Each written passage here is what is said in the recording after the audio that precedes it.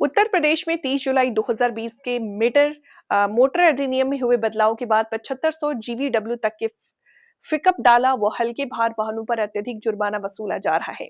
जबकि ये वाहन जन उपयोगी सामान जैसे दूध, फल, सब्जी, राशन को छोटे जनपदों व ग्रामीण क्षेत्रों तक पहुंचाते हैं। पिकअप डाला वाहनों को बड़ी गाड़ियों डीसीएम की तरह परमिट व पासिंग सुविधा नहीं दी जा रही है।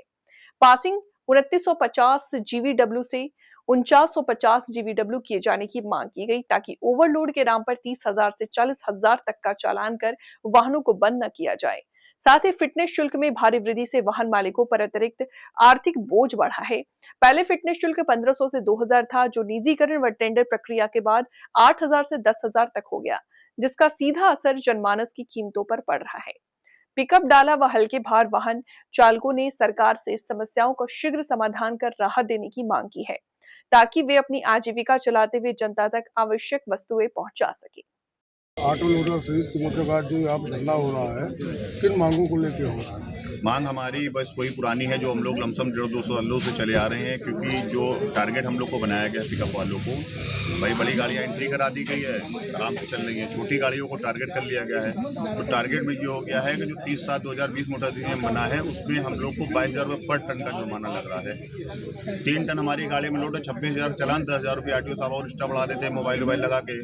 पता लगा 36,000 का चालान हो गया। फिर उसके बाद जब गाड़ी छुड़ाने पहुंचे तो 3-4 हज़ार रुपये घूस लग गई थाना पुलिस में लाके। एक गाड़ी का चालान छुड़ाने में 40,000 रुपये आ रहा एक दिन में। अब वही गाड़ी अगर हमारी आगे जाती है तो फिर पकड़ गए तो पता लगा फिर 40,000 रुपये लग गए। तो एक ही भाड़े में हमको 80,000 लग रहा है। तो हम लोग ये चाहते हैं, सरकार से हमारी ये मांग है थी कि क्या नाम है 30/7/2020 मोटर अधिनियम हटा करके 1988 लगाया जाए, मगर सरकार का भी चूक नहीं रोक रही है, ना वो कुछ कर रही है, वो बस उसको टाल रही धीरे धीरे।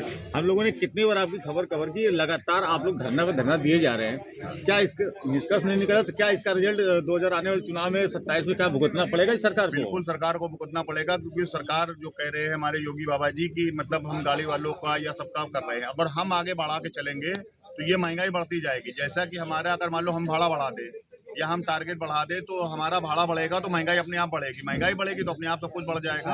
अब जैसा कि प्राइवेट फिटनेस सेंटर खोला इन्होंने हर लमसम कुछ जिलों में, उसमें हम लोग का 1,000-1,500 रुपये लगता था पहले, अब आज के दिन में 10,000 रुपये हमको लग रहा है। जब 10,000 हम आपसे लेंगे तो वसूलेंगे किससे?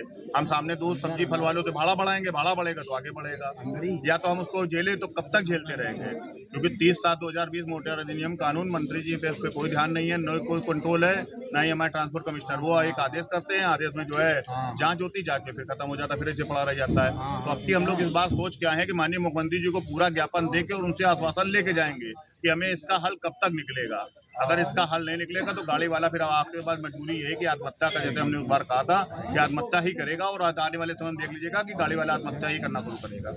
कई बार आप परिवहन विभाग को भी धरना दे चुके हैं और जगह भी आपने अपना ज्ञापन दिया, लेकिन कोई रिजल्ट नहीं है। आज आप यहाँ पे ज्ञापन धरना दे रहे हैं, तो अगर रिजल्ट नहीं आता तो अगला कदम आपका क्या होगा? बस अगला कदम आपको बता दिया कि हमारे हम लोग बड़े मतलब निष्ठा से आए हैं, बड़े मन से आए हैं कि हमारे योगी बाबा महाराज जी जो हैं गरीबों के मसीहा हैं और हम हमारी सुनते हैं, तो हम उनको आखिरी ज्ञापन देकर के उनको अवगत कराना चाहते हैं कि हमारी टेम्पो वालों की बात सुनो, हम लोग गरीब आदमी हैं, हमारी सुनिए।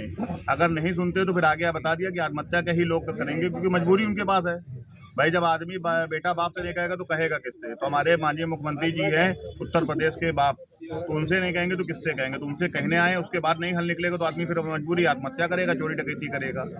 और उसका अगर ये गाड़ी वाले का होगा तो मान लो सीधे गाड़ी ला देगा, भैया सीधे पार्टी का माल गायब करेगा, सब कुछ करेगा, उसके आगे मजबूरी हो जाएगी, क्योंकि 2 लाख रुपए महीना वो चालान में कहाँ से भरेगा?